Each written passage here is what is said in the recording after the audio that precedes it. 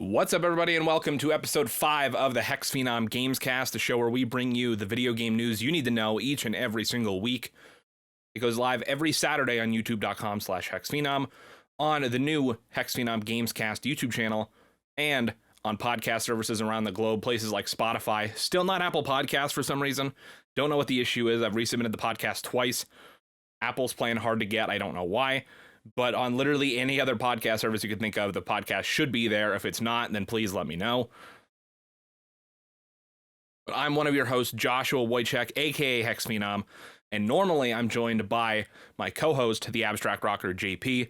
But JP is out of town this week for work, so unfortunately, it is just going to be me today. And I think maybe it's a good thing that it's a pretty damn slow news week this week. There's not very many interesting things to talk about. So it might be a bit of a shorter show, but that's okay. So, as is tradition around here on the HexxedPhenom Gamescast, we're going to start off talking about what I've been playing. And I think this might actually take up the majority of the show, because I have some opinions. So, there's 3 things that I've been playing a lot since the last time I talked, which was, I guess last Friday. So, on last week's episode of the HexxedPhenom Gamescast, I talked a little bit about Hot Wheels Unleashed, which I had just started playing that day. I'd only played it for like a couple hours at that point. I've played it a lot more since then, and I think it's still an incredibly fun, incredibly charming arcade racer. I will say, though, when it comes to like earning all the cars, it's a lot more of a grind than I expected it to be. I wouldn't say that there's really any spoilers to the game, considering there's no actual like story. There is like a single player campaign where you go through a bunch of different quick races and time trials and boss races and stuff like that. As you progress through that, certain races will guarantee you an unlock of certain vehicles that I think you can only get those in the story or campaign. I don't remember what it's called. It's called like Hot Wheels City Rumble or something like that. So there are some specific vehicles you can only get through the campaign, and then the rest you unlock through, what are they called? Break boxes, where they're essentially loot boxes. You can't buy any of them with real money, so they have to be paid for with the in-game currency, which the in-game currency is incredibly hard to obtain. I feel like it's not like, I mean, we just talked about this on last week's episode of the Gamescast, but it's not anything like the Star Wars Battlefront 2 thing where you have to grind for like 40 hours just to unlock a character or anything like that. But I mean,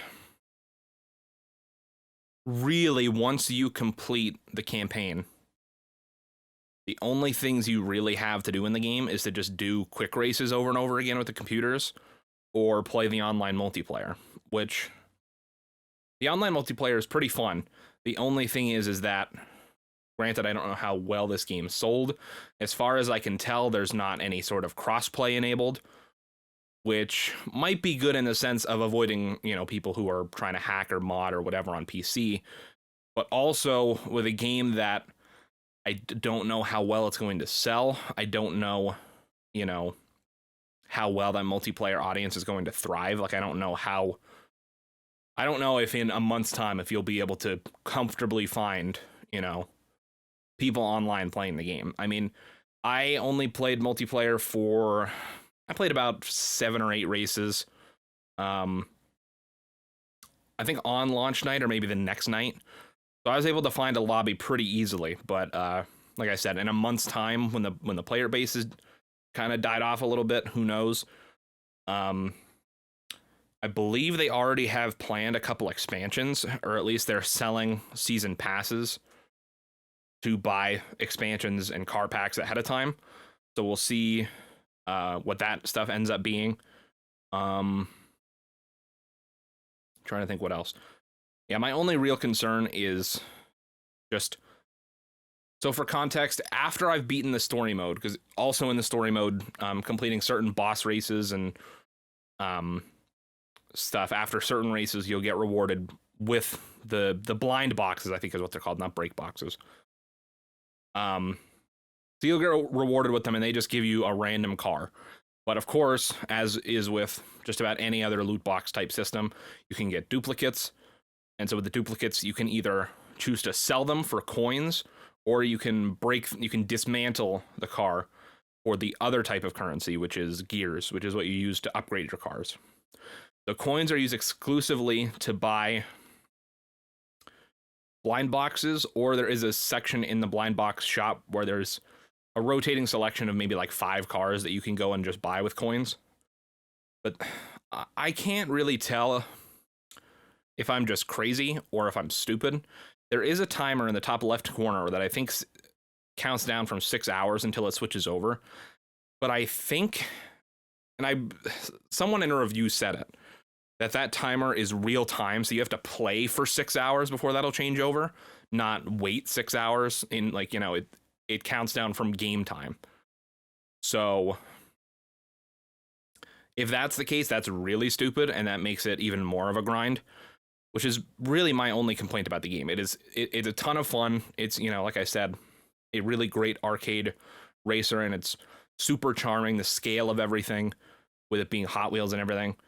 And I love it to death, but it's just that one, like that whole little section of it, like the way of unlocking stuff and the loot boxes and like that shop only rotating every 6 in-game hours that you play, like, I don't know, man. Like that rubs me the wrong way, and it definitely feels like a game design decision from like 2017, 2016, when like loot boxes were 2018, 2019 even, is when we started to get away from it a bit and move into like the battle pass type stuff. But man, like, it feels like it almost is primed for eventually having microtransactions. I don't know if they will do that, but I mean, to bring it back to something that I know, you know, fairly well, Crash Team Racing Nitro Fueled originally released with a similar system of buying skins and outfits and whatnot, carts, wheels, all that. And for the longest time, leading up to review and through release, it was, there will never be microtransactions in this game. There's not any microtransactions in this game. There never will be. You know, we don't plan on having microtransactions, whatever.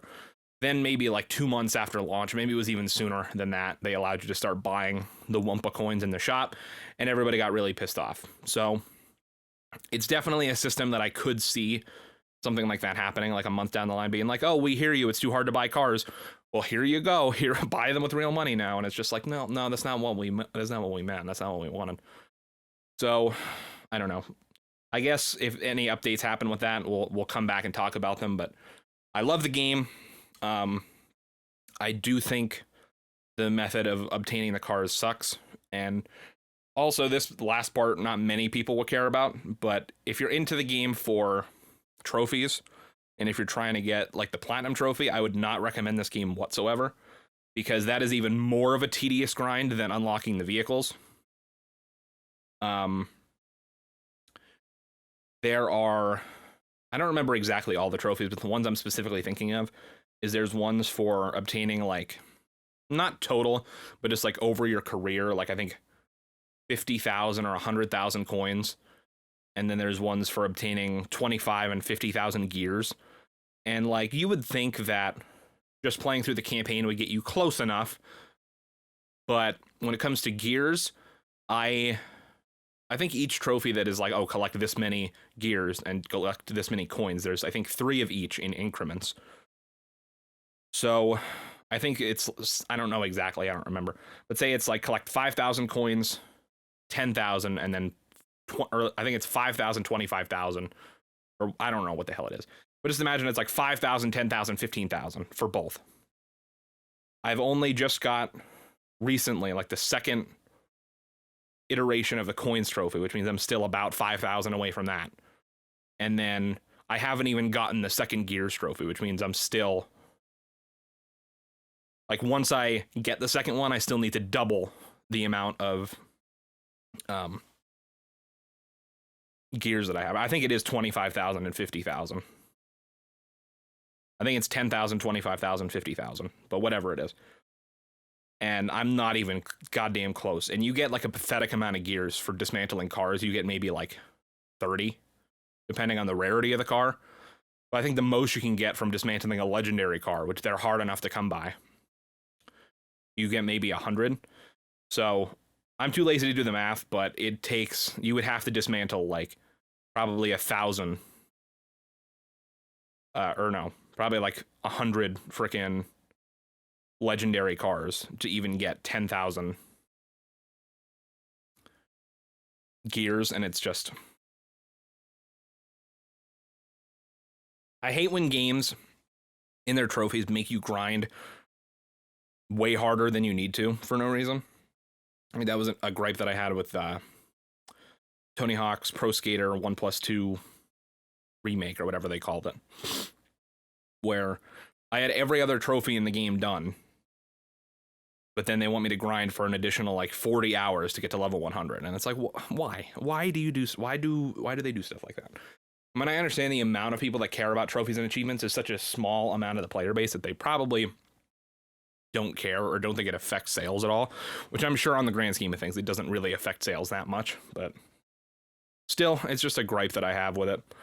So again, to summarize, Hot Wheels Unleashed, a fantastic game. If you don't care about trophies or unlocking all the cars, then I say go ahead, have a fun time with it. I believe it's only $50, so it's not a full price game. But if you do care about trophies and completion, then you are not going to have a great time with the loot box system.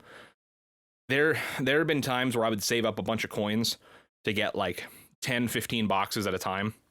And just from opening 15 boxes in one sitting, you would get like 3 or 4 of the same car. And it's like, and keep in mind, 3 or 4 of the same car that I probably already had before I started opening the boxes to begin with. So, I haven't even gotten, I opened maybe like, I don't know, not 100, because I think there's a trophy for opening 100 boxes, but I'd say pretty close to like 90, and I haven't even gotten a single car from the rarest like collection of cars that I think they're called like Super Mega Chase or something like that. Yeah, so a bit of a grind, kind of disappointed in that aspect of the game, but if you just care about the racing and, you know, the campaign and whatnot, then I think you'll have a great time. But like I said, don't go into it expecting to be able to complete it in any timely fashion, or, you know, again, if you care about trophies, I don't think it's a game that you should look into personally, unless I'm missing something, like unless there's a glaring like thing that I'm missing that would make getting, you know, the coins and the gears easier. But I know replaying the campaign mission doesn't give you those rewards again, so I don't know. But other than that, I've been playing, where do I want to move next? Let's go to Final Fantasy VII Remake Intergrade, which I believe is the PS5, the name for the PS5 version of the game. I had done the Yuffie, like, what is that, Intermission, I think is the actual DLC with Yuffie.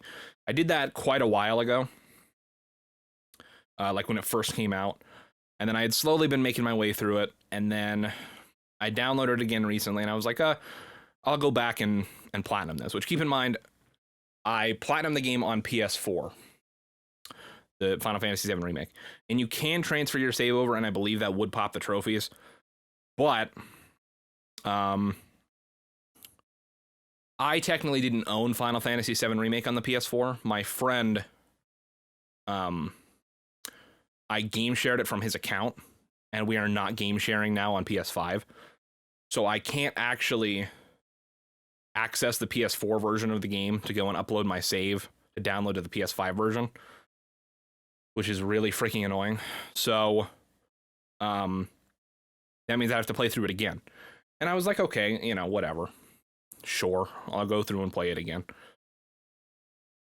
Which, if you guys don't know, one of my biggest gripes when it comes to video games is when just your bog standard hard mode of the game breaks the game's established rules just to make it that much harder.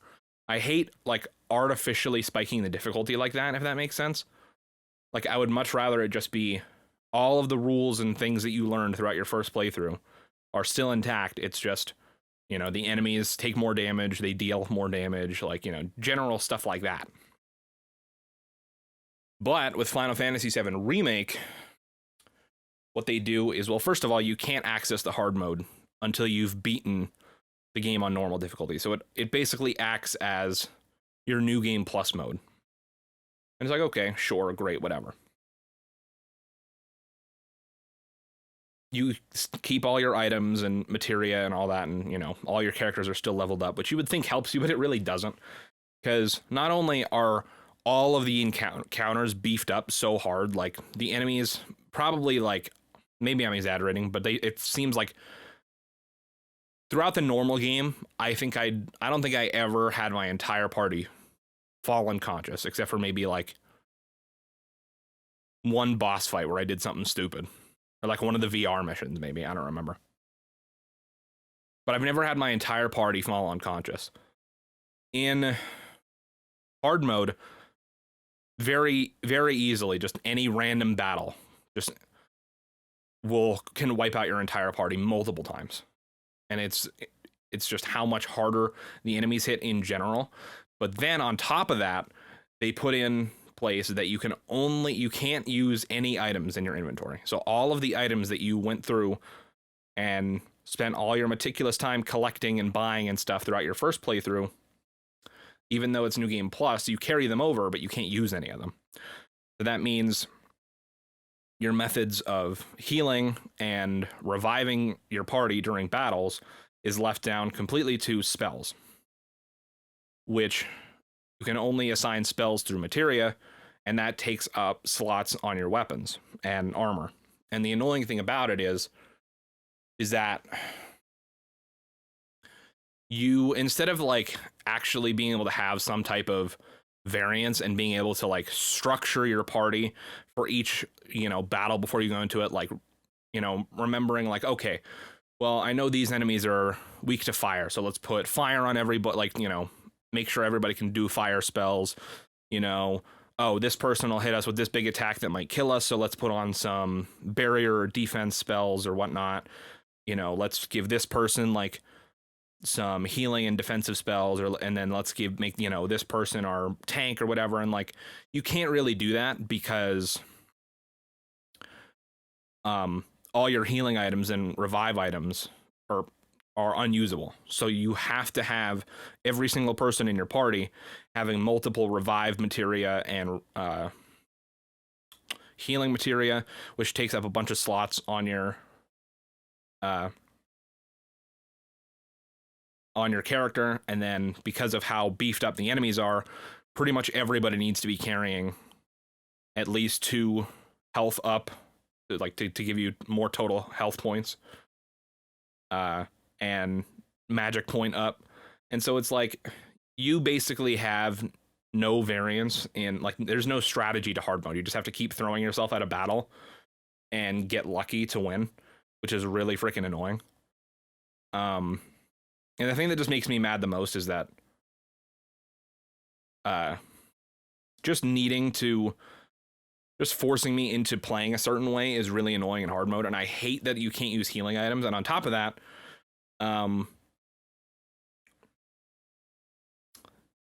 throughout the normal playthrough of the game, you're taught that these benches that you can rest at will automatically refill your health and your magic to the top, like to max. Well, in the hard mode, that no longer works that way. It will top off your health, but it will not top off your magic. And with your magic being the only way to revive people, you would think that they could at least throw you a bone and top that off too. Because it's like, not only do you really not even have any leftover magic to use actual spells during a battle most of the time, but you usually don't even have enough materia slots left over to do it either. So it's just, I don't know. I know this is such a complicated thing. And it's just like, well, if you don't like the hard mode, then don't do it. And it's like, yeah, I understand that. It seems like quite the simple answer, doesn't it? And yeah, I did rage quit at it and deleted the game earlier this week. So I don't know. Will I go back to it? Maybe, maybe not. Who knows? But yeah, I love the game. Playing through it on normal, but do I think the hard mode is just egregious and dumb? Yes, very much so. And I hate games that do that. Like, my thing is that if the whole, like, oh, not having any healing items, not, benches not filling up your magic and stuff like that, I feel like that in itself could be a separate difficulty from just the regular hard mode. Like, I'm okay with those little extra challenges being there, but I feel like the way it should work is it should be normal is, your bog standard normal playthrough. Hard is all the same rules from your normal playthrough, just, you take more damage, you deal less damage, whatever. Then on top of that, there should be like, I don't know what they would call it for Final Fantasy VII Remake, maybe like soldier mode or something that fits in with the story. I don't really know. Or like Avalanche Expert or something where it's like, oh, okay, now you have, no healing items or no, items are off limits, benches don't refill your magic, yada, yada, yada.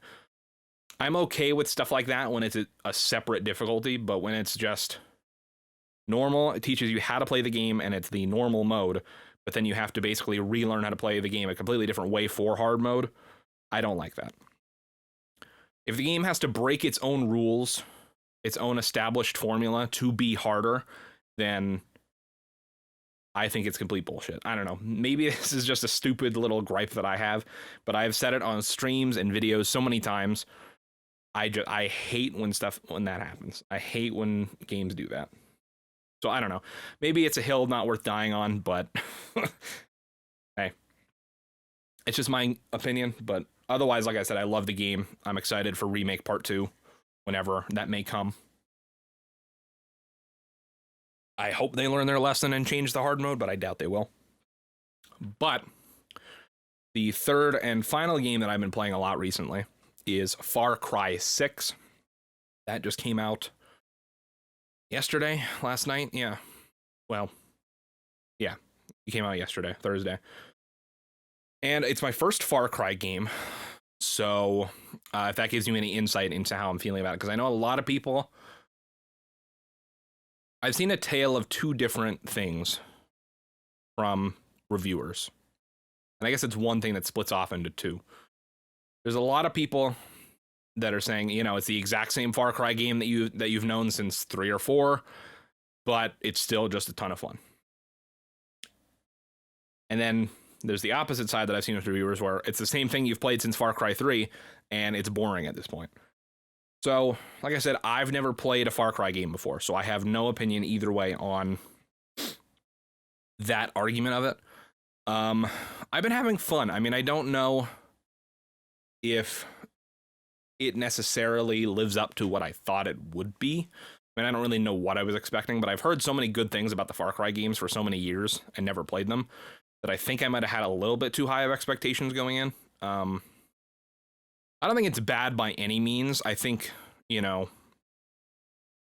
is exactly what I've heard Far Cry games are to be for so long. Like, it's a very closed loop of, you have your guns, whatever, you go around in first person, you drive around, you find an outpost, you clear it of enemies, you take it over, you get XP, you might get a new weapon for doing that, whatever. You do that, you move on, you find a new outpost, you take out all the enemies, you search around for loot, life goes on. But and that is pretty much true. That is pretty much what the loop is outside of the main story. And even the main story is usually some type of combination of that. Like, oh, go to this place, clear it out of enemies, cutscene, enemies ambushed you, clear them out. And I don't think that's a bad thing necessarily. I think it's just something you should know going into it, that's exactly what it is, and there's not much more depth outside of that. I mean, there is, but I don't know if it's stuff that is worth buying the game for, if that makes sense. Like, there are side activities, like, I haven't gotten a chance to play it yet. I'm pretty sure there's a Domino's activity somewhere. Um, there's a cockfighting minigame, which is, it's so hard to explain, and I don't know if I want to spoil it. It's not really a spoiler, but so basically the cockfighting minigame, like, is like a straight up like Tekken like fighting game. Like, there's health bars and you have like special abilities and all this weird stuff. Like, it is way more in depth, and it almost seems like something out of a Yakuza game, which I've never played a Yakuza game, but I know that they're known for like really silly shit like that. But that definitely, I had to do like a triple take when I first saw that, so that was interesting. But like, you don't really get any rewards for doing it. Like, you get like couple 100 peso, but like, I don't really think it's worth doing unless there's something that I've missed, like that, you know, you get something for beating a bunch of people in it. I don't really know. There are also, I don't remember what they're called, bandito missions, I believe. So as you kind of go and clear out different encampments and stuff, you'll get what do you call it? You'll get like, you'll recruit soldiers basically that you can not, they're not like they're not soldiers you can actually like go on missions with out in the world, but you can send them on these kind of missions happening in the background, and you assign like a leader to them, and you assign like a mission to them or whatever, and they'll go out, and it's basically a game of chance whether they complete it or not. Like, it'll tell you like how likely the mission is to be a success based on who you sent out to do it, and like with what leader and, you know, whatnot. It's very similar to, I don't remember what it was called. I think it was called like the Brotherhood or the something like that. There was Brotherhood missions in Assassin's Creed Brotherhood, which I know is a deep cut, but I just can't think of any games recently that have done it that I've played. It was very similar to that, if anybody knows what I'm talking about. So there's that, which, like, I also doesn't really have rewards worth chasing. Usually the best rewards you can get from it is like a bunch of peso, which you can use to buy stuff out in the world. The story is okay. I mean, I've seen some reviewers complain about the fact that it is very, instead of, you know, actually being representative of the culture it's trying to portray, it very much represents a very Americanized, like, you know, generic TV show version of your generic, like, Latin America type setting. Which, I mean, I feel like it's not really my place to talk about that. I would much rather have the people who are Cuban, which is definitely what this, you know, the area this game is based on. I would much rather someone who is Cuban, like, talk about that. So I don't think it's my place to speak on it, but, and I could be wrong, maybe it represents the culture well, but from what I have seen, it is your generic, like, you know, like, people talk fully in English, but every now and then they'll drop a word in Spanish just for, like, special effect or whatever. And it's like, it's always just a random word. Like, it's never like, I don't know. And granted, like, yeah, I know there are some people that speak like that. I'm not saying that there isn't, but it's just, I feel like that is a very stereotypical thing that you see in, like, a TV show or whatever, like an American TV show dealing with Hispanic people. Like I said, I don't think it's really my place to speak on it. Maybe they do portray the Cuba well, I don't know, but that might be a conversation worth having with, I don't know, someone, a Hispanic person or a Cuban person in the games industry. I mean, I've seen articles, I don't know exactly who they're from, but I have seen a couple of different articles being like, oh, it's a wasted potential for not, you know, actually portraying this with some class or whatever. I don't know, but I don't really have any comment on that. The story itself has been okay so far, like, nothing crazy out of the ordinary. I don't really know how far into the game I am, not super far, but yeah, I don't know. I've been having a lot of fun. I will say the one thing that does irk me, and I don't know if this has been a thing in other Far Cry games, so correct me if I'm wrong. I think this is a somewhat new feature for this game. Either that or they've doubled down on it since 5 or New Dawn. There are, I think, 5 different ammo types that you can use on your weapons in Far Cry 6. And if you're using the wrong ammo type for your weapon, then you might as well be throwing marshmallows at somebody. And it's really freaking annoying because there's 5 different ammo types, and there's different enemies that are weak to each type of ammo. But you can only hold up to 4 weapons. So even if you have your class structured in a way that, or your loadout structured in a way that is ideal, even if you have one of each type, you're still missing one of the 5 ammo types, and you can't swap ammo types on the fly. You can't, you can swap guns from your loadout on the fly, but it's really freaking annoying to just be having to constantly going back and forth into the menus and out of the menus and stuff when you're trying to, do these missions and whatnot. And it's really annoying to have to be constantly like, because another thing is I mean, maybe I'm wrong, maybe I'm dumb, but I feel like there's also it's not necessarily always easy to tell what ammo type you should be using for what enemy. So that's kind of annoying. And then there's the one ammo type that's its only real purpose is for shooting at vehicles, which even when you're using that, like, it's still not that great against vehicles, so I don't understand the point of it. And like I said, you can't swap it on the fly, you can't do anything like that. It becomes very, very annoying, and I find myself... And another thing that makes it annoying is, again, I don't know if this is part of your typical Far Cry venture, or if this is something new to this game, but as you progress through the game, you'll unlock regular weapons, which you can customize however you want, and you'll unlock unique weapons, which are versions of some of those regular weapons, but you can't change them, and they'll come with, like, preset attachments on them, like, unique weapon skins and whatnot.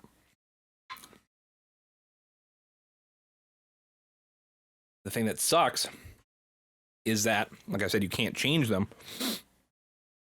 So I feel like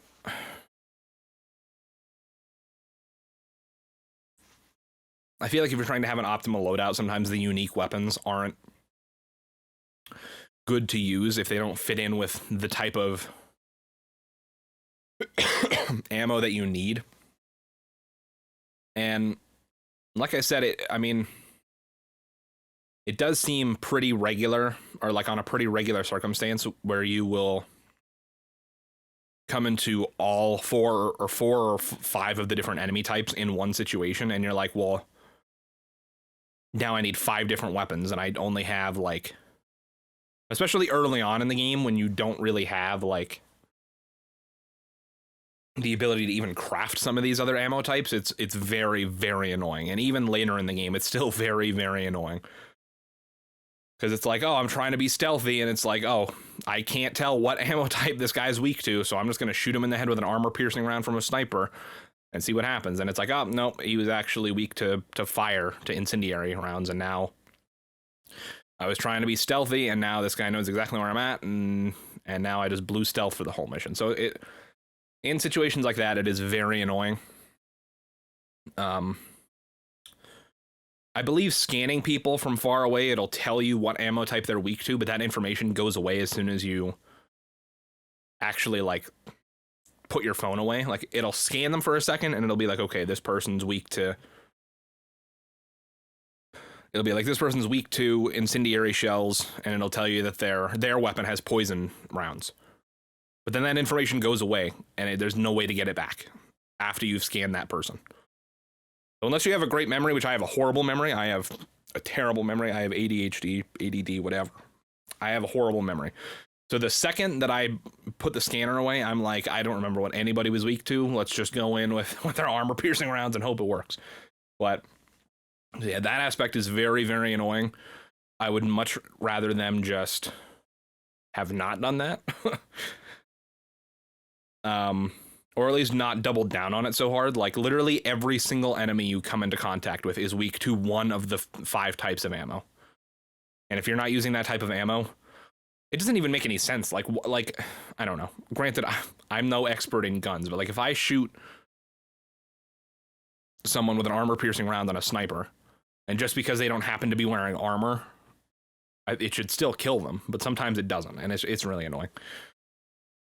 So yeah, so the whole ammo thing is really, really annoying, but otherwise, I've been having a lot of fun. And I don't know, maybe there's like a tutorial I missed on something, but the only way to swap ammo types on a weapon is you have to go to a workbench, and those are not like readily available. Like, they are at safe houses, and that's pretty much it. So you can't really swap ammo types on the fly. You can swap weapons in your loadout on the fly, but that's the last thing I want to do. When I'm in the heat of the moment, I want to get into like a looped, like a state of like, I want to get into a flow state. Like, I don't want to have to worry about, okay, pause. Okay, I see the person 2 feet in front of me is weak to fire. So let me swap this out for my incendiary shotgun. Okay, the guy behind him, he needs armor piercing rounds. Let me pause again, go back to my, armor piercing round sniper or whatever. Like, it's very annoying, especially when, like, again, when you're earlier in the game and you might, see someone off in the distance. It's like, oh, he's weak to fire damage. Well, the only fire shotgun, or the only gun I have with incendiary shells is a shotgun. So I wanted to do stealth, but now I have to get right up in this guy's face and blow him away with a shotgun. Which, honestly, like, because of the way the ammo types work, it very much makes it so that your machete is probably just the best gun in the game, or, well, best weapon in the game. So honestly, most of the time, like, you're better off just not using any guns. Legitimately, like, most of the time you're better off not using guns and just trying to stealth as much as you can with your machete. And even that doesn't really work all the time. I mean, it'll insta-kill somebody if you hit them with the machete kill, which is like the stealth kill, but actually in a fight, it'll take like 3 or 4 chops from your machete to kill someone. But if you can maintain stealth, the machete is probably just your best option, instead of having to worry about, oh, this guy's weak to poison rounds, and that guy, he needs blast rounds, and this guy, oh, he needs armor piercing. So you're better off just using the machete most of the time. Oh, and another thing that I will say is really annoying is there's missions very early on, and maybe I'm just dumb, but it seems like they might be trying to get you to buy stuff from the store, because the store can give you some of those weapon variations. There are missions very early on where they'll send you out to go and destroy like an anti-aircraft gun. This isn't spoilery. No, this has no indication on this story. These anti-aircraft guns are all over the place. But there are missions where you'll be forced to go blow up a certain one so you can go do like the actual second part of the mission or whatever. And they have to be blown up with explosives. And very early on, you don't really have any explosive weapons on you, or like any way of blowing them up, which is really annoying. So, I don't know. It's just, and like nothing around it to blow it up, like not like, a big like gasoline tanker beside it or anything like that. There was one time that I had a mission to go blow one up, and didn't have any access to any explosive weapons. I couldn't buy them. I hadn't found any. I don't know if I missed something and I was supposed to have one at that point, but I didn't have any grenades. Like at that point, like all I had was Molotovs. Like, so the only way I could find to blow it up was I took a bunch of enemy vehicles from around and just surrounded the thing, like the anti-aircraft gun with the vehicles, and I just shot at the cars until they blew up. And I don't think that was the intended method of tackling that mission, but like I said, I didn't have any, like, the game didn't tell me how to blow it up. I knew that I tried throwing Molotovs at it, but it had to be like something explosive had to hit it for it to blow up. And I didn't have access to any explosive weapons, so. But yeah, so, I mean, That ammo thing is really annoying, and from what I understand, that was something that was introduced in either Far Cry 5 or Far Cry New Dawn that they definitely doubled down on for 6. I think, I mean, obviously they can't really do anything about it now, but I think for the next Far Cry game or for the DLCs or whatever, just scrap that whole system. I mean, like, the idea of having different ammo types is cool. I think you can keep that system there and have that play into, like, not that there's necessarily, like, I wouldn't say build like an RPG, but, like, the idea of having incendiary shells is cool, but just make it so that everybody gets fucked up by incendiary shells, and like, make it so that there's no negatives to using a certain ammo type. I feel like, I don't know. I'm not a game designer, but that whole system is really annoying when it comes to fighting certain enemies and constantly having to swap the different things. I found it really annoying. Maybe some of you guys will like it, so.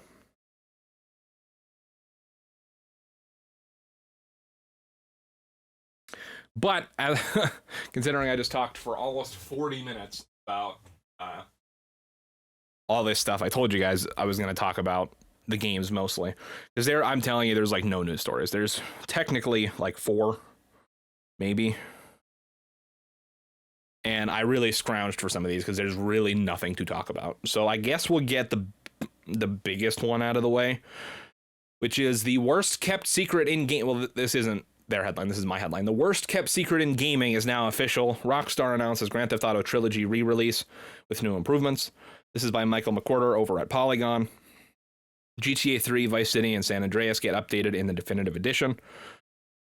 GTA 3, Vice City, and San Andreas are being updated and re-released on modern platforms later this year. Rockstar Games announced Friday, confirming a series of leaks. The trio of groundbreaking GTA games will be collected as Grand Theft Auto The Trilogy, the Definitive Edition, and will feature improved visuals and other enhancements.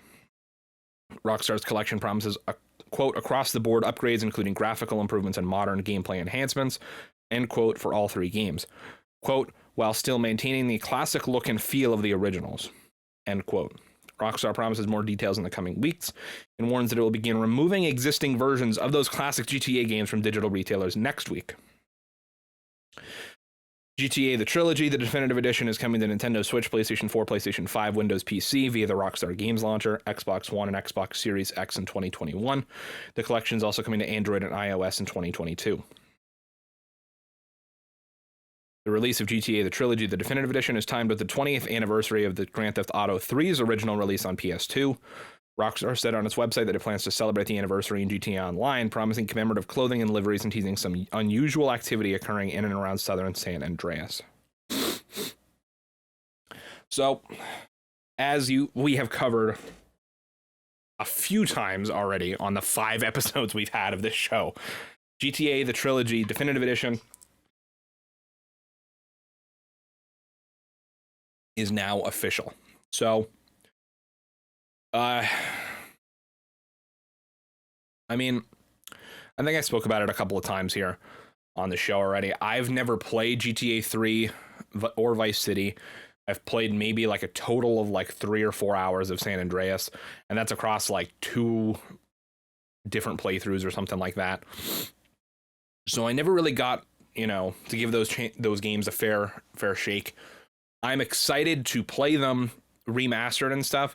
The thing I will say that pisses me off is them removing the original versions of the game, which on one hand, it's like, I think we talked about it last week when we, revealed that it was called GTA The Trilogy, the Definitive Edition or whatever.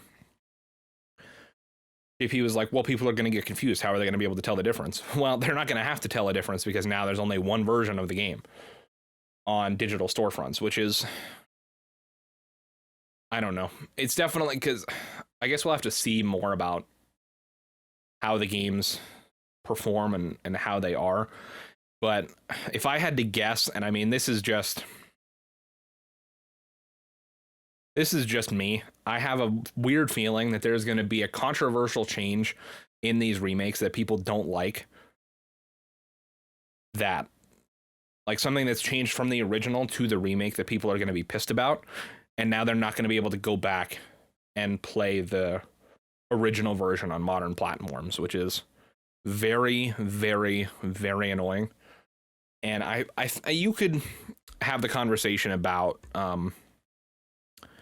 preservation in video games and whether that's a good choice for preservation to get rid of the original version of the games and replace it with this remaster, remade version.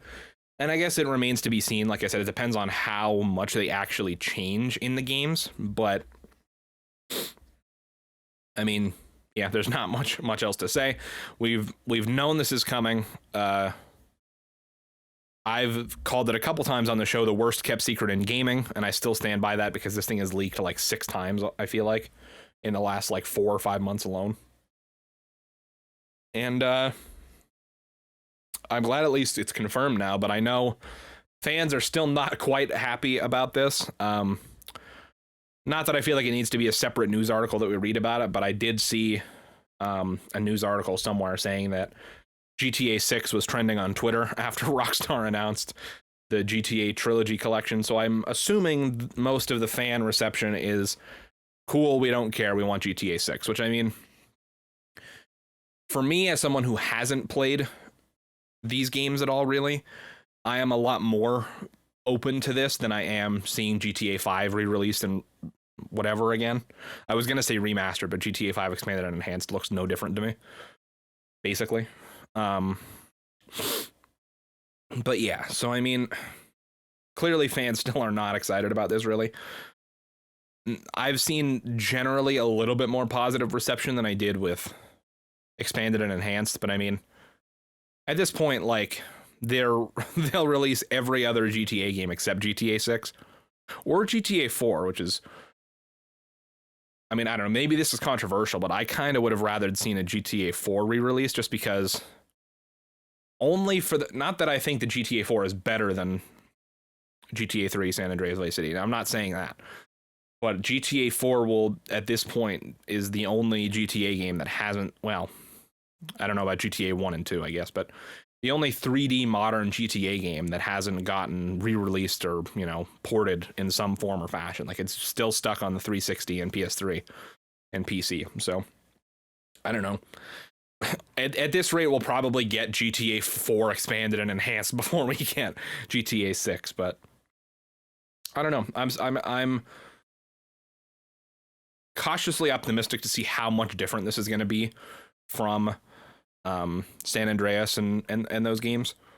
One thing that, and this might be controversial, they said gameplay improvements. So I'm really hoping that at the very least, I don't want them to change too much about how the games work, but at the very least, if you could choose to like have a modern control set for those games, that would be great. Because I would love to just be able to use R2 and L2 to aim and shoot.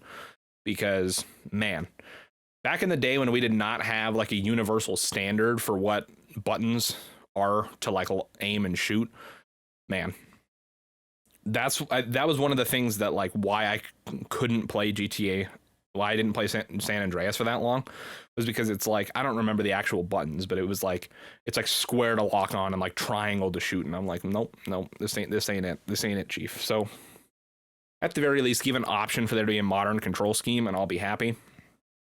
But they said gameplay and graphical improvements while maintaining the look and feel of the game. So I don't know what exactly that means, because I feel like those two things kind of contradict each other a little bit.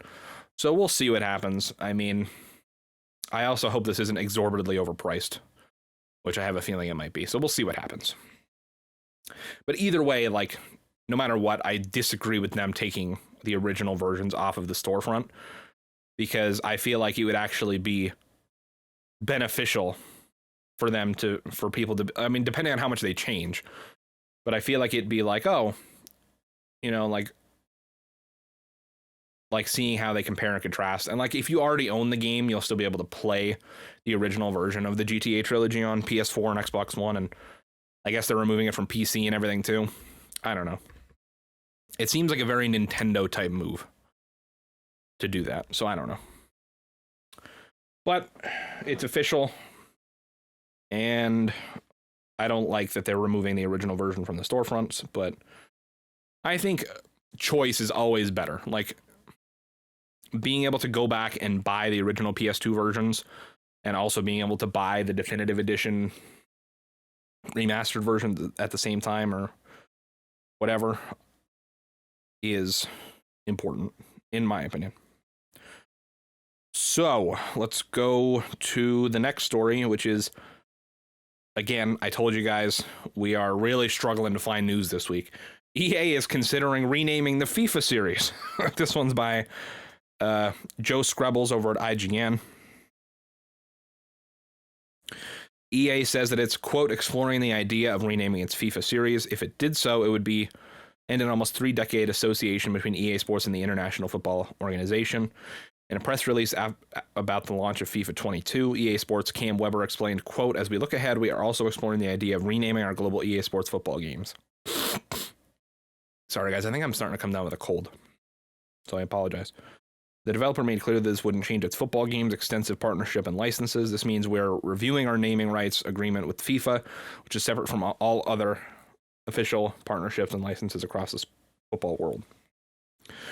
So, basically, without reading this really big article about it, essentially what it boils down to me, is I'll translate this article for you. EA doesn't want to pay for the FIFA name anymore. That's what it boils down to. They don't want to pay the FIFA organization to keep using the FIFA name. What I assume they'll do is, and like they said, it doesn't alter any of their partnerships with the existing like football organizations, so they'll still have all the same like teams and clubs and all that stuff. They just don't want to pay whatever, a couple $1 million however many millions of dollars every year they're paying FIFA to keep using the FIFA name. It probably is just they're going to call it like EA Sports Football. It honestly might just be EA Sports Football, like 21 or whatever the year is, but like EA Sports Football 23 or EA Sports, I don't know. EA Sports Football 23 sounds like the most obvious answer, but it's going to be something like that. They just don't want to pay. They just don't want to pay FIFA, basically. Because if I mean, I don't know how partnerships work like that, but I assume if they don't use the FIFA name anymore, then they no longer have to go through FIFA for approval and have to pay them to use the name and trademark and all that, and the logo and whatnot. If they just call it EA Sports Football or EA Sports Football Club or EA Sports, they're not going to call it EA Sports Soccer, but something along those lines, I guess that just saves them money, which we all know that EA loves to save money and make money and be stupid. So the second to last story, I guess. Universal Studios will bring Pokemon to its Japanese theme park. Pikachu is heading to Universal Studios. You would think that, just an aside from myself, you would think that they would put the Pokemon stuff in like the Nintendo Worlds. Well, actually, that is in Universal, isn't it? Let's just read through this. This is by Anna Diaz at Polygon. Universal Studios theme park in Japan will be adding Pokemon attractions to the park. Universal Studios and the Pokemon Company shared in a news release Wednesday. So it sounds like this is separate from the Nintendo World stuff that's happening at Universal, which is weird. I guess they don't... Pokemon, they usually do keep pretty separate from like the Mario stuff, so I guess that makes sense, other than like Smash, where there's just everything thrown into a pot, but it's weird that it's not like part of it. Beginning in 2022, the two companies will enter a, quote, long-term partnership to explore new entertainment to immerse park guests in the world of Pokemon. The new attractions will combine a real and virtual experience to create a new revolutionary park experience, according to the release. Quote, Pokemon is beloved by fans around the world. We are honored to have a long-term partnership with the Pokemon Company while developing groundbreaking Pokemon entertainment at Universal Studios Japan for both Pokemon fans and our guests. End quote, J.L. Bonnier, President and CEO of the Universal Studios Japan, said in a statement. The release did not comment on any specific plans for rides or experiences for the guests. For now, fans will just have to wait on the details. Pokemon won't be the only Nintendo series that has a location in the park. The Universal Studios Japan, located in Osaka, opened Super Nintendo World in March 2021. which is home to a variety of attractions based off Mario games like Mario Kart and a Yoshi's Adventure ride. Universal Studios has already announced plans to keep growing the Nintendo section of the park by adding a Donkey Kong area in 2024. There are also plans to bring a version of the Super Nintendo World to Universal Studios Hollywood and Orlando parks. However, Orlando's version has been pushed back until 2025 following COVID-19 related delays. So, I mean, Pokemon in a Universal theme park sounds really cool. Again, it is kind of confusing to me, though, that it wouldn't be part of the Nintendo World stuff, like with Mario and Donkey Kong. But, yeah, I mean, super cool. I mean, I've never been to Japan, but if I did, I would like to go to Super Nintendo World, and I would like to see, I guess, the regular Universal Park as well, to see a giant Pikachu running around. That'd be pretty cool. Again, guys, I told you, I'm sorry, we're really grasping for news stories here today, but let's finish this off, get you guys out of here with Kingdom Hearts news. Well, Smash and Kingdom Hearts news, I guess. So this happened, when was this, Monday or Tuesday? Super Smash Bros. Ultimate's final character is Sora from Kingdom Hearts. Finally, Sakurai can rest. This is by Michael McWhirter at Polygon. The final character for Super Smash Bros. Ultimate is Sora from Kingdom Hearts. Smash Bros. Game director Masahiro Sakurai announced the last add-on character, the 82nd for the Switch fighting game, during his final Mr. Sakurai Presents presentation on Tuesday. You can watch Sora's reveal trailer with a bit of gameplay in the video above. Sora is, of course, the protagonist of Square Enix's popular Kingdom Hearts series. He wields the Keyblade, a sword-key melee weapon, to battle the evil Heartless alongside Disney allies Donald, Duck, and Goofy. In Smash Bros. Ultimate, Sora will sport a variety of looks with costumes from the original Kingdom Hearts, Kingdom Hearts 2, Kingdom Hearts 3D Dread Drop Distance. Is that? I thought it was Dead Drop. Kingdom Hearts 3D Dread Drop Distance. Okay, isn't it Dream Drop Distance? I don't know anything about Kingdom Hearts. I'm just reading it off the article, guys. I don't know what's going on. It says Dread Drop Distance. I think it's Dream Drop Distance. I don't know. Kingdom Hearts 3 and the Timeless River World from Kingdom Hearts 2. Sakurai described Sora as relatively straightforward to control, meaning everyone should be able to enjoy playing as him. Sora excels at airborne fighting, Sakurai said, and is quite floaty and very light, meaning Sora can easily be launched by opponents. Sora's attacks are inspired by the original Kingdom Hearts, and he'll come armed with 3 classic magic spells, Firaga, Thundaga, and Blizzaga. Sakurai did not showcase Sora's final smash, known as Sealing the Keyhole, saying that he wanted players to experience it for themselves. Sora will be released on October 18th in Challenger Pack 11, and he'll round out the Super Smash Bros. Ultimate Second Fighter Pass, which previously added Kazuya Mishima from Tekken, Min from ARMS, Steve and Alex from Minecraft, Sephiroth from Final Fantasy VII, and Pyra and Mithra from Xenoblade Chronicles 2. Isn't it crazy that there was 2 Square Enix characters in the same fighter pack with Sephiroth and Sora? Challenger Pack 11 will cost $5.99. It will be included as part of the $29.99 Fighter Pass Volume 2. Challenger Pack 11 will also include a new stage for Sora, Hollow Bastion, and 9 music tracks from Kingdom Hearts.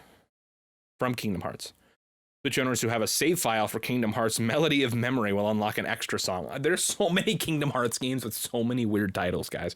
I've never even heard of Melody of Memory in my life. Sakurai confirmed in June during a showcase for Kazuya that the final character added as Fighter Pass Volume 2 would indeed be Super Smash Bros. Ultimate's last. Nintendo announced Super Smash Bros. Ultimate in March 2018, teasing the veteran fighters like Mario and Link from The Legend of Zelda would square off against newcomers like Inklings from Splatoon. And yeah, the end part of the article doesn't really have much to say, just kind of summarizing Smash Bros. Ultimate. To go alongside that news, though, the Kingdom Hearts series is coming to Nintendo Switch. This one is by Ryan Gilliam over at Polygon. The rest of the games are following Sora onto the Switch. Nintendo revealed the final DLC fighter for Super Smash Bros. Ultimate, Sora from Kingdom Hearts, on Tuesday morning, but in his final presentation, game director Masahiro Sakurai also revealed that Square Enix's Kingdom Hearts games are coming to the Nintendo Switch. All of the Kingdom Hearts titles and their collections will come to the Switch to Nintendo's latest console, including Kingdom Hearts HD 1.5 plus 2.5 Remix, Kingdom Hearts 2.8 Final Chapter Prologue, and Kingdom Hearts 3. I can't even say them with a straight face, guys. I'm sorry. I know there's so many people that love this franchise, and I'm sure the game's titles make a lot of sense if you played them. But from the outsider's perspective, it just sounds like a lot of gibberish. I'm sorry, guys, but 1.5 plus 2.5 HD Remix. Come on. 2.8 Final Chapter Prologue. You're kidding. The first two games include the original PlayStation 2 games and all the bizarre spin-offs that spawned out of them. Sakurai didn't reveal a Switch release date for the Kingdom Hearts titles, whose series celebrates its 20th anniversary in 2022.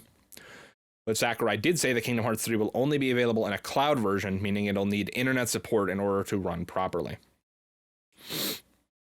A follow-up tweet from Nintendo revealed that all of Kingdom Hearts games will be the cloud versions, although it's unclear if all the older games will require that support.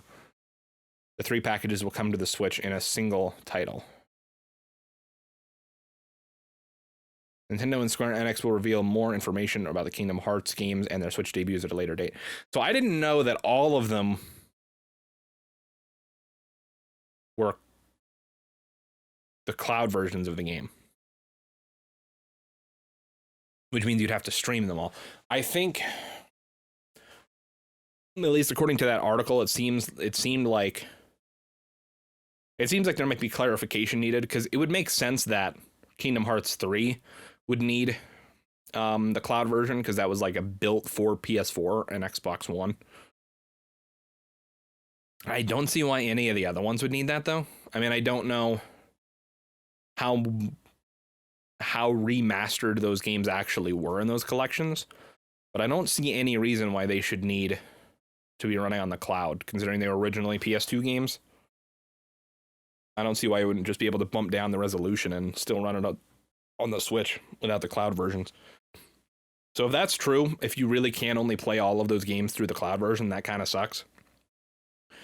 Because Kingdom Hearts games, from what I understand, they're pretty hefty. Like, they're pretty long games, so it would be nice to be able to bring them on the go with you. And if they're cloud versions, you're not really going to have that option, which really stinks. I've tried to get into Kingdom Hearts before. I actually game shared the HD 1.5 plus 2.5 whatever remix. And I started with Kingdom Hearts 1. I don't remember how far I got. The last world I remember playing was Tarzan. There was a Tarzan world, or maybe there was one after that I played. I don't remember. But yeah, I don't know. I know that people love it. I think it's cool that Sora is the final character for Smash Brothers Ultimate. I mean, personally, for me, I was hoping for Crash Bandicoot, but that's just me. Sora, I still think, is a great character, a great choice. I mean, obviously, it's because it has to do with, licensing from Disney and stuff, but it does kind of stink a little bit. Like, to me, the big draw of Kingdom Hearts, the thing that gets you in, is the fact that it's kind of like Final Fantasy. Yes, I mean, there is a lot of Final Fantasy characters, but it's the Disney stuff that I feel like really gets most people into it. And obviously, because of, licensing and stuff, there's no Disney stuff to be found in any of the Smash content. So not even like cameos or like anything from like, even his Final Smash doesn't involve like Goofy or Donald or Mickey or anything. His Keyblade has a little tiny Mickey keychain on it. That's about it. Like, not even Mickey himself, but just like the ears. And I don't even know if you can see that in game. It was just what they showed in the CG trailer, but which, I mean, again, is to be expected. And the stage is built around a Kingdom Hearts original location, not like anything based on Disney stuff, which again makes sense. And I mean, I don't know. Obviously, Nintendo's not going to pay an exorbitant amount of money just to be able to show Mickey's face for like 5 seconds, which I understand. But I mean, I think it would have been cool if you could have had like one of the Disney worlds as the stage. But again, I mean, Kingdom Hearts fans probably don't even care. Like, actual Kingdom Hearts fans are just like, yo, we got Sora, the whatever I said, the Bastion, whatever stage. They're like, oh my God, this is real cool. This shows, all this lore and stuff. And I don't know anything about Kingdom Hearts. But again, it's cool. I think it's really interesting to see that they did both Sephiroth and Sora in one fighter pass, because from what I understand from hearing other people talk about it, Square is like notoriously weird when it comes to licensing out characters like that. So it's kind of crazy that they were able to get them to license out both Sora and Sephiroth, which is really cool. But yeah, I mean, again, really, really cool. And the last article connected to this is that, and then I'll get you guys out of here. Sora's Smash Brothers appearance answers a 6-year-old question. This one is by Owen S. Good over at Polygon. Who won the Super Smash Brothers fan poll from 2015? The revelation that Sora from Square Enix's Kingdom Hearts series is the 82nd and final Super Smash Brothers fighter brings a bittersweet closure to a Smash community event from more than 6 years ago. Introducing Sora on Tuesday, Smash Brothers game director Masahiro Sakurai recalled the community poll, which ran from April to October of 2015. Fans voted in a completely open-ended ballot for the video game character, regardless of franchise they wanted to see most in Super Smash Bros. For Wii U and 3DS. But Sakurai never revealed who won the voting. Well, today's reveal event also brings the answer. Sora, of course. But back in 2015, Sakurai consulted with the late Satoru Iwata, the Nintendo chief executive who died that July, after it became clear that Square Enix's character was the runaway fan favorite. Quote, for the fighters at the top of the list, we thought that some people might demand them from their respective game companies, Sakurai explained. Quote, we believe this would cause some inconvenience to many parties. We're sorry that we were not able to reveal the results, Sakurai said. Quote, but now, after a long time, we were able to connect it to the result we have today, end quote. Sakurai said Sora's inclusion, quote, was a huge undertaking, but one that everyone involved was excited to take on, end quote. Later in Tuesday's broadcast, he summarized the 3-year Super Smash Bros. Ultimate run in which more than 2,200 characters, if you're counting all the non-playable characters, stage, guest cameos, and the like, made appearances. Quote, I think this is unprecedented territory for a game collaboration, Sakurai said. Every single fighter has their own developer, stakeholder, game world, and fans. Being entrusted to develop a game using those fighters has been a special experience and a true honor, end quote. So a little bittersweet there at the end with this being Sakurai's final Smash Ultimate, direct and characters and whatnot.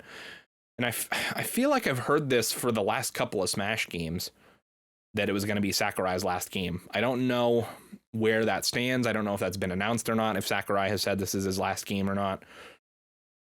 But I mean, what a hell of a way to go out, right? Like Super Smash Bros. Ultimate is,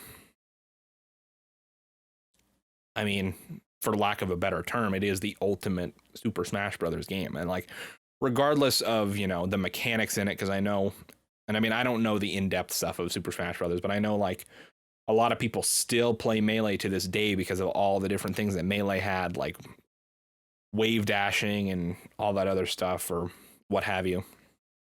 So I know that stuff like makes people still come back to Melee. But I mean, when you consider the fact that the game launched with what, like 60 or 70 fighters, 60 something, 68, something like that, I don't remember.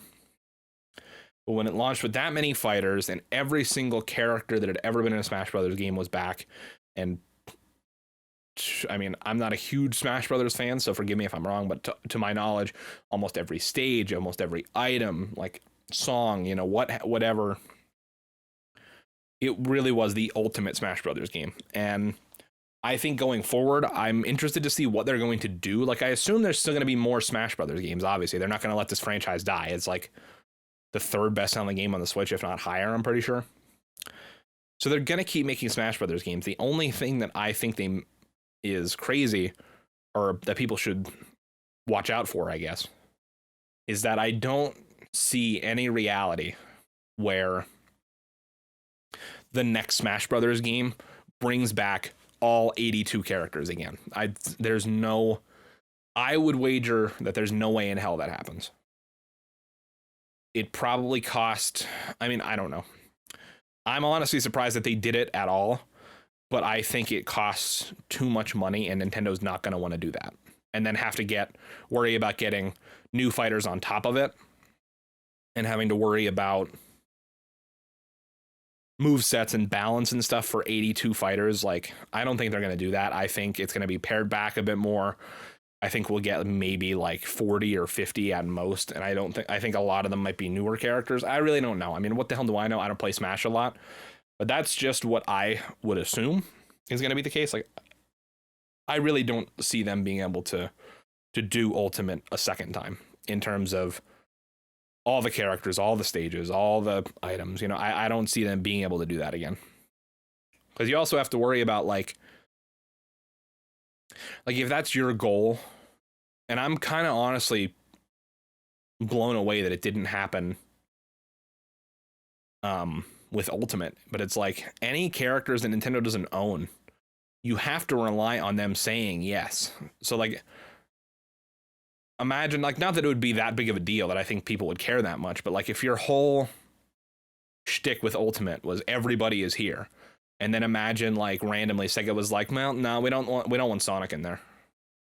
Well, then it's like, well, not everybody's here then. And it's just like, I imagine, and I mean, I really don't know, but I just imagine it seems like so much of a headache to have to worry about that.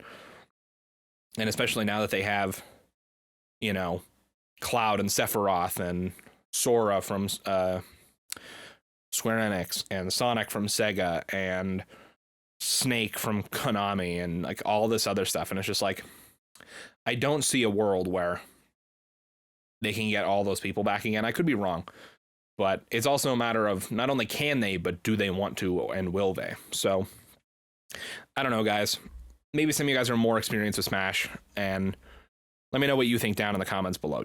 Well, if you're on the YouTube version, if you're listening on podcasts, you can't comment, but maybe come to the YouTube channel and leave a comment and let me know. What do you think? Do you think that the next Smash Brothers will be another Smash Brothers Ultimate where it's, you know, every character, every stage from Ultimate and plus more? Or do you think they're going to pare it back again and take it back to a smaller roster and, you know, try to focus in more on maybe creating new moves for some of the existing characters, bringing in more new characters, but replacing some of the older ones? Let me know. I'd be interested to see what you guys are going to say, but I really do think that there's no way we don't get another Smash Brothers game. It's just what direction that Smash Brothers game takes, and if Sakurai will be a part of it. That's what I'm unsure of. So let me know what you guys think.